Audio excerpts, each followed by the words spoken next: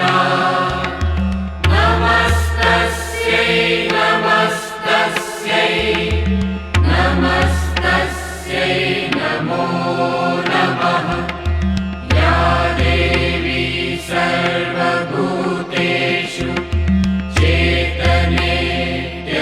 चेतनेत्यभिधीयते नमस्तस्यै नमस्तस्यै नमस्तस्यै नमो नमः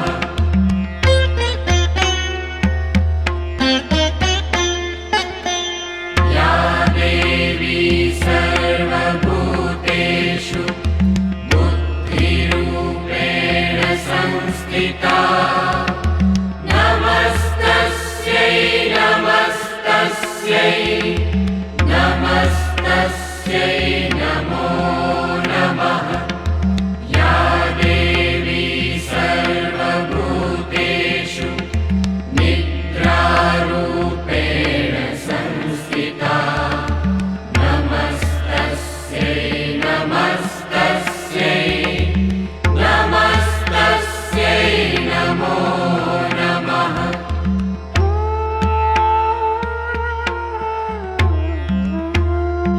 या देवी सर्वभूतेषु क्षुधारूपेण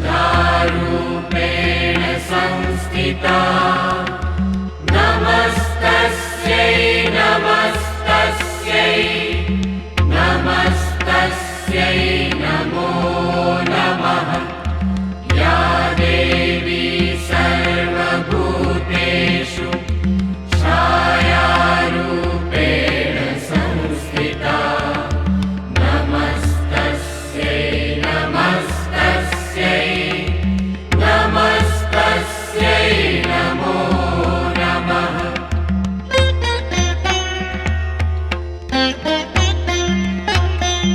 या देवी सर्वभूतेषु शक्तिरूपेण संस्थिता नमस्तस्यै नमस्तस्यै नमस्तस्यै नमो नमः या देवी सर्वभूतेषु तृष्णारूपेण संस्थिता नमस्तस्यै नमस्तस्यै नमस्तस्यै नमो नमः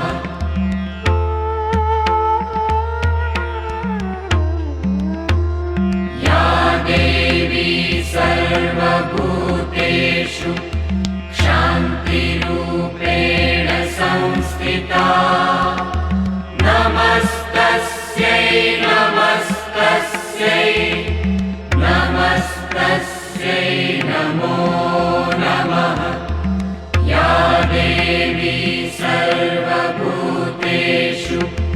जातिरूपेण संस्थिता नमस्तस्यै नमस्तस्यै नमस्तस्यै नमो नमः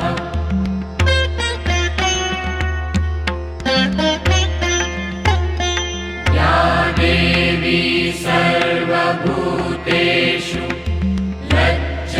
लज्जारूपेण संस्थिता नमस्तस्यै नमस्तस्यै नमस्तस्यै नमो नमः या देवी सर्वभूतेषु शान्तिरूपेण संस्थिता नमस्तस्यै नमस्तस्यै नमस्तस्यै नमो नमः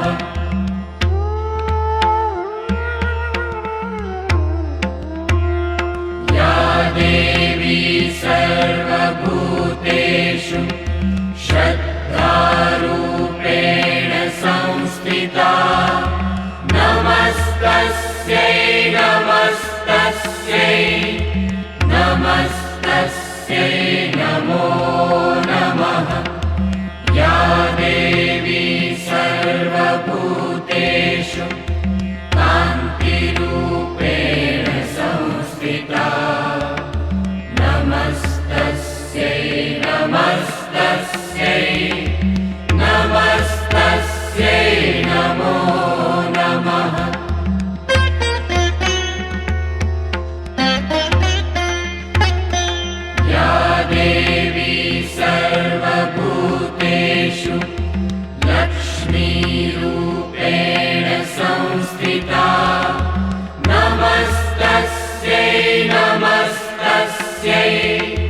नमस्तस्यै नमो नमः। या देवी सर्वभूतेषु वृत्तिरूपेण संस्थिता। नमस्तस्यै नमस्तस्यै नमस्तस्यै नमो नमः।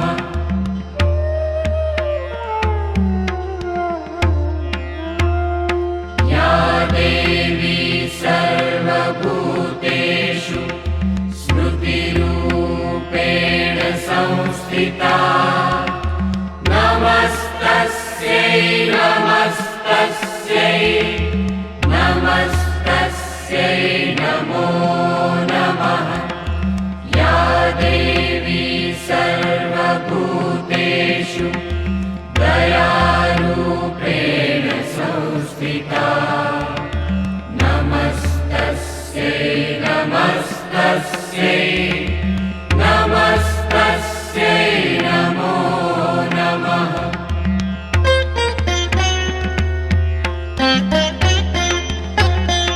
या देवी सर्वभूतेषु तुष्टिरूपेण संस्थिता। नमस्तस्यै नमस्तस्यै नमस्तस्यै नमो नमः। या देवी सर्वभूतेषु मातृरूपेण संस्थिता। नमस्तस्यै नमस्तस्यै नमस्तस्यै नमो नमः।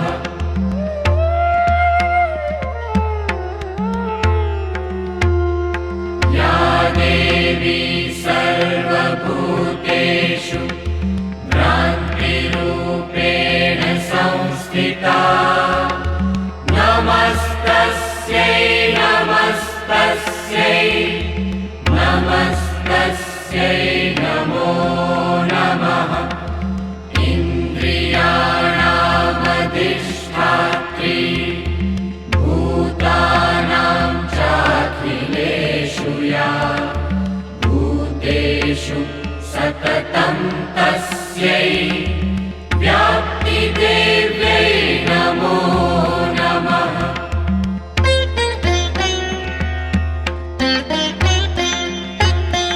चितिरूपेण या कृत्स्नम् एतत् व्याप्य स्थिता जगत्। नमस्तस्यै नमस्तस्यै नमस्तस्यै नमो नमः।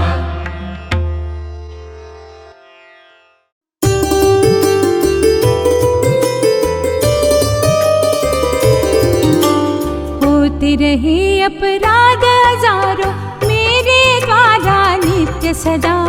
मेरे सारे अपराधों को क्षमा करो परमेश्वरी। आवाहन करना ना जानू नहीं विसर्जन मैं जानू। पूजा पद्धति मैं ना जानू कृपा करो परमेश्वरी। मंत्र क्रिया और भक्तिहीन जो पूजन किया सुरेश्वरी। कृपा करो तुम ऐसी मुझ पर हो जाए परिपूर्ण सभी। करके शत अपराध भी कोई कह जगदम्ब पुकारे जो। सदगति पाए ऐसी जो गति देवों को भी दुर्लभ हो। शरणागत वत्सल तुम माता दया सभी पर करती हो। जो आ जाए शरण तुम्हारी भला सभी का करती हो। बुद्धि भ्रांति अज्ञान के कारण मुझसे भूल हुई है जो। मुझ पर तुम प्रसन्न हो जाओ क्षमा करो माता मुझको।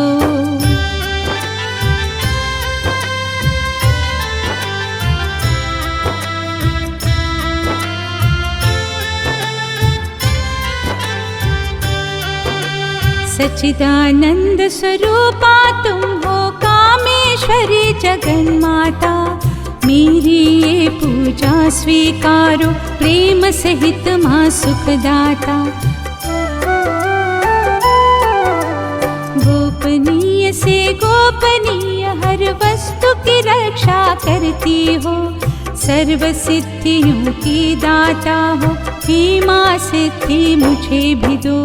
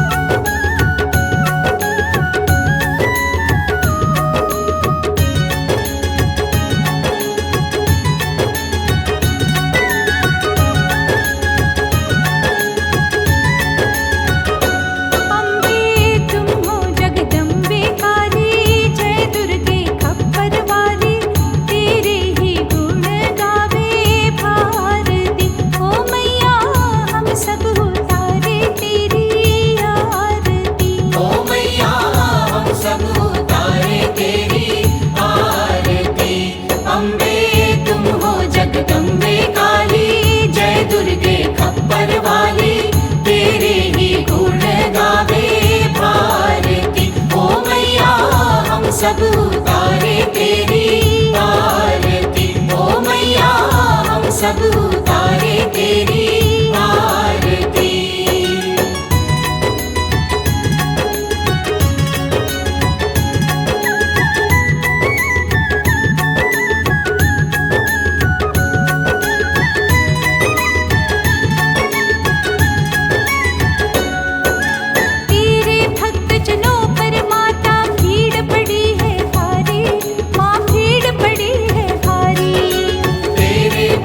जनों पर माता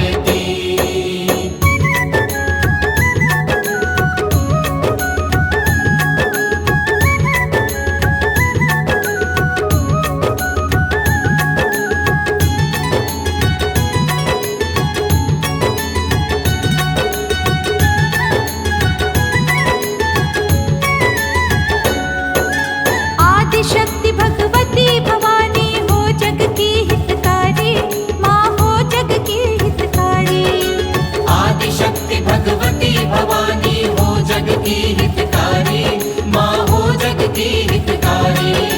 जिसने आदित्य पाई माँ करके सिंह सवारी, माँ करके सिंह सवारी। करती थी ओ कृपाली, रखती जन की रखवाली, दुष्टों को पहल में है मारती। ओ मैया हम सब उतारे तेरी आरती। ओ मैया हम सब उतारे तेरी आरती।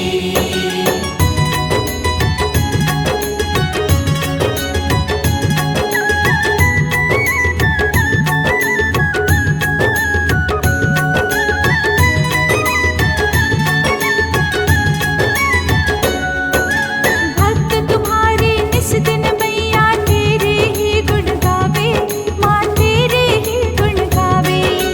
भक्त तुम्हारे निस दिन मैया तेरे ही गुण गावे, माँ तेरे ही गुण गावे। मन वांछित वर दे दे इनको, तेरा ही ध्यान लगावे, माँ तेरा ही ध्यान लगावे।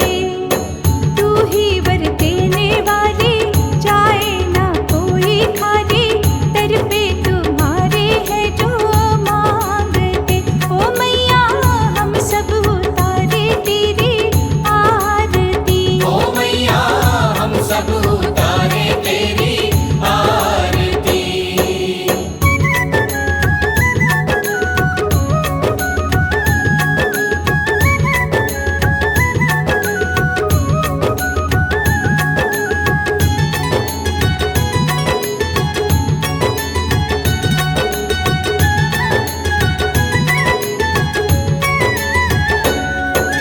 चरण शरण में खड़े तुम्हारे ले पूजा की थाली, माँ ले पूजा की थाली।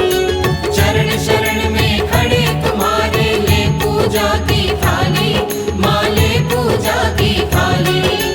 वरद हस्त सर पर रख दो माँ संकट हरने वाली, माँ संकट हरने वाली। भर दो भक्ति रस प्यारी, अष्ट भुजाओं वाली, भक्तों की अरज तू ही सारती।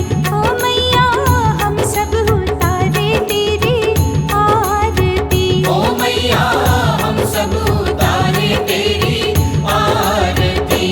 अम्बे तुम हो जगदम्बे काली, जय दुर्गे खप्पर वाली, तेरे ही गुण गावे भारती। ओ मैया हम सब उतारे तेरी आरती। ओ मैया हम सब उतारे तेरी आरती।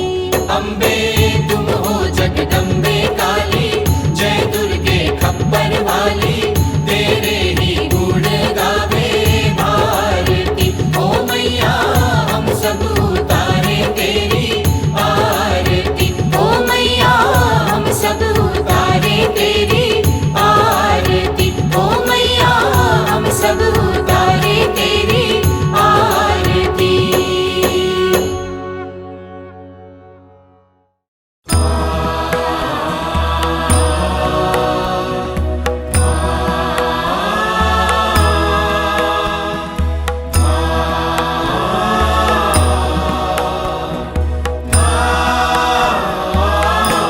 न मन्त्रं नो यन्त्रं तदपि च न जाने स्तुतिमहो, न चाह्वानं ध्यानं तदपि च न जाने स्तुतिकथाः, न जाने मुद्रास्ते तदपि च न जाने विलपनम्, परं जाने मातः त्वदनुसरणं क्लेशहरणं, विधेरज्ञानेन द्रविणविरहेणालसतया, विधेया शक्यत्वात् तव चरणयोर्याच्युतिरभूत्, तदेतत्क्षन्तव्यं जननि सकलोद्धारिणि शिवे। पुत्रो जायेत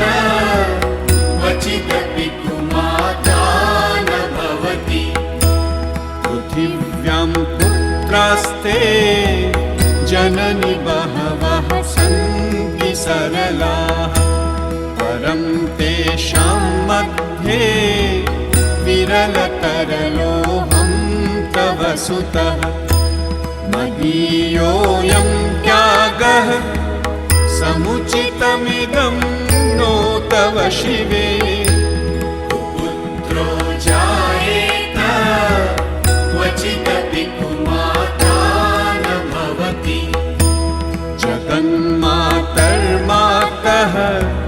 तव चरणसेवा न रचिता न वा दत्तं देवी द्रविणमपि भूयास्तव मया तथापि त्वं स्नेहं मयि निरुपमं यत्र कुरुषे पुत्रो जायेत क्वचिदपि कुमाता न भवति परित्यक्ता देवा विविधसेवा कुलतया मया पञ्चाशीते रधिकमपनीते तु वयसि इदानीं चिन्मातः तव यदि कृपा नापि भविता निरालम्बो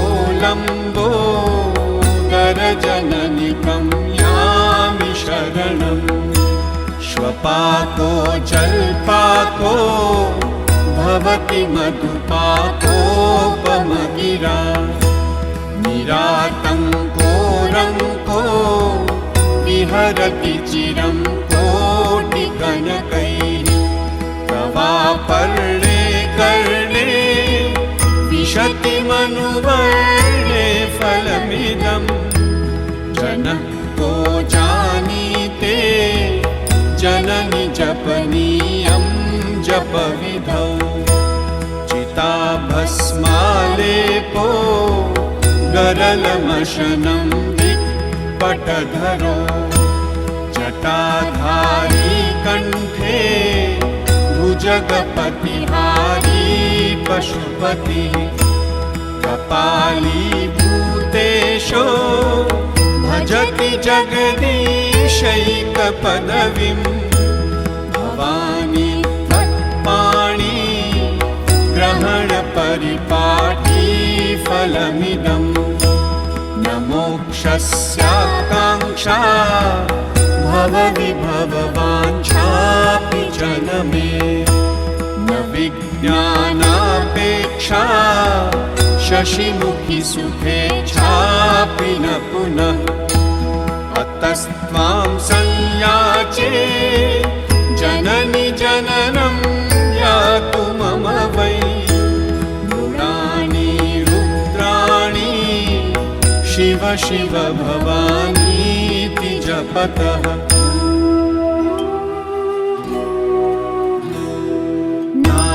नाराधितासि विधिना विविधोपचारै किं वृक्षचिन्तनपरैर्न कृतं वचोभिः श्यामे त्वमेव यदि किञ्चन मय्यनाथे तत्से कृपामुचितमम्ब परं तवैव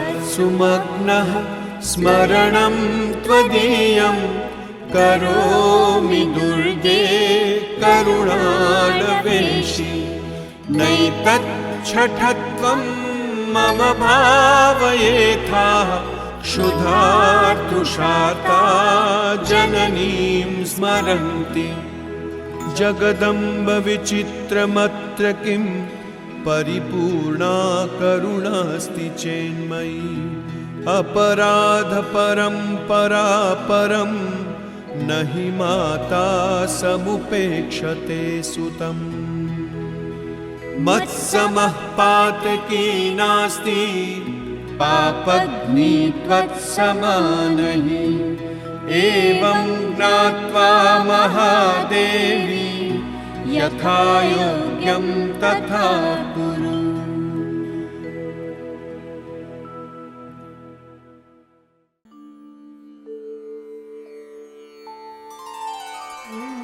ॐ कुञ्जिकास्तोत्रम्। श्रीगणेशाय नमः। ॐ अस्य श्रीकुञ्जिकास्तोत्रमन्त्रस्य सदाशिवऋषिः अनुष्टुप्-छन्दः श्रीत्रिगुणात्मिका देवता। ॐ ऐं बीजम्, ॐ ह्रीं शक्तिः, ॐ क्लीं कीलकम्। मम सर्वाभीष्टसिद्ध्यर्थे जपे विनियोगः।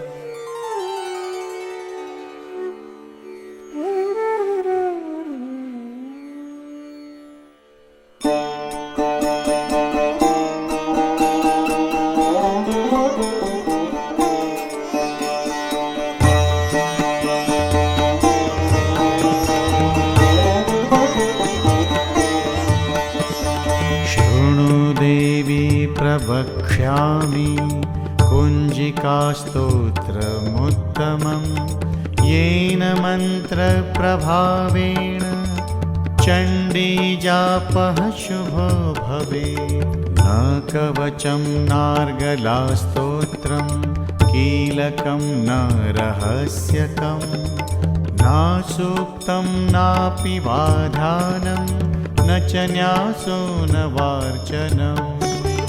कुञ्जिकापाठमात्रेण दुर्गापाठफलं लभेत्। अतिगुह्यतरं देवी देवानामपि दुर्लभम्।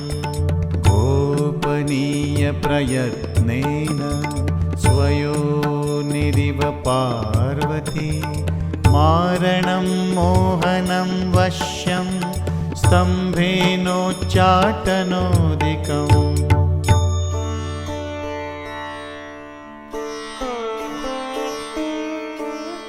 पाठमात्रेण संसिद्ध्येत् कुञ्जिकास्तोत्रमुत्तमम्।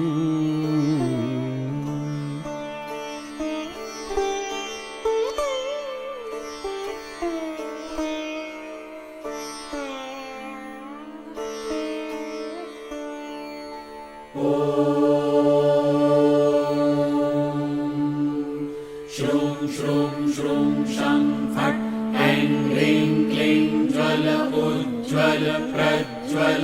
ह्रीं ह्रीं ह्रीं क्लीं श्रावय श्रावय शापं नाशय नाशय। श्रीं श्रीं श्रीं जुं सः श्रावय आदय स्वाहा। ॐ श्रीं हूं श्रीं ग्लां जुं सः ज्वलोज्ज्वल मन्त्रप्रबल हंसं लं शं फट् स्वाहा।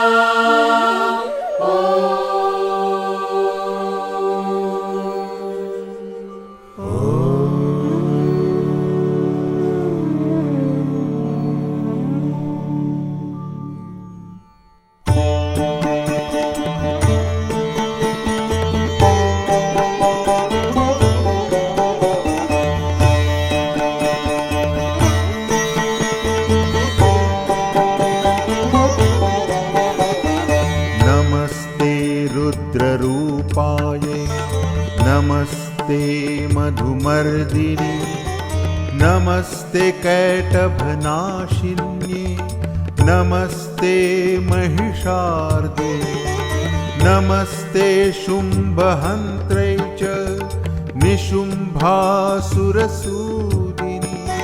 नमस्ते जाग्रते देवी, जपे सिद्धि कुरुष्व मे। ऐङ्कारी सृष्टिरूपिण्ये, ह्रीङ्कारी प्रतिपालिका, क्लीङ्काली कालरूपिण्यै बीजरूपे नमोऽस्तु ते।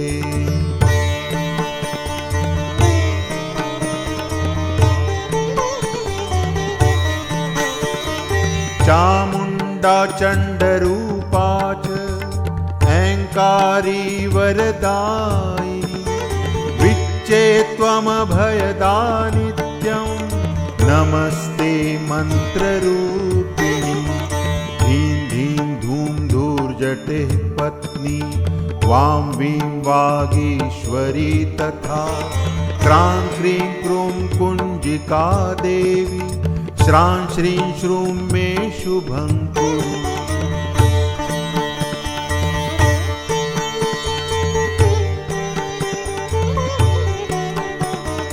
हूं हूं हूंकाररूपिण्यै ज्रां ज्रीं ज्रूं भालनादिनी भ्रां भ्रीं भ्रूं भैरवी भद्रे भवान्यै ते नमो नमः भवान्यै ते नमो नमः भवान्यै ते नमो नमः।